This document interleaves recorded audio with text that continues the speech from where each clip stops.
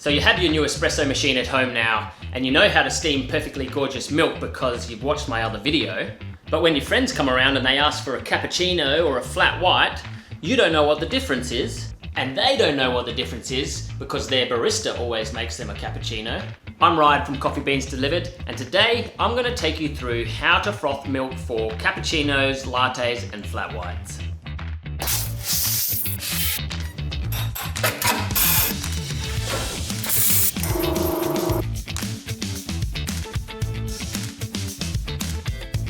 So we'll start with the latte since that's the most popular drink.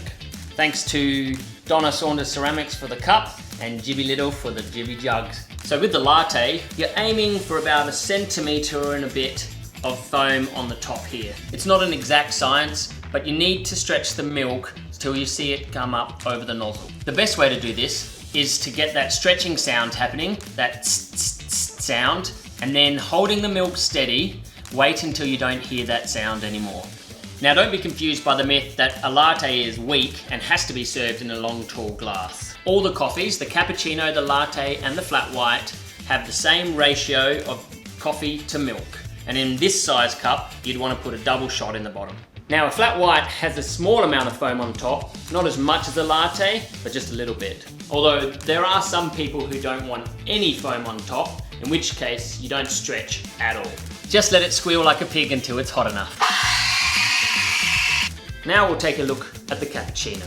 Cappuccino is the Italian word for hooded and literally means hooded. You remember those Capuchin monks with the really cool brown hoods? Yeah, them. How it was invented was the mixture of the crema and the milk foam reminded the barista of those really cool hoods and he wanted to wear one so much, so he named it the cappuccino. So to steam a cappuccino milk, we want to start by having the steam wand tip a little bit lower than when you do your latte. It's almost the same amount of milk, but what you're aiming for is that little hooded effect. If you're really stuck and you've made milk just enough for a latte, chuck some chocolate on top, add a bit of extra milk to get that hood, and tell your friends it's a cappuccino. So we'll put them all side by side so you can see the difference.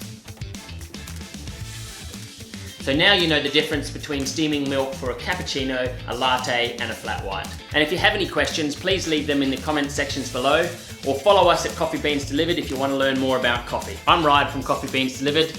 Enjoy your brew.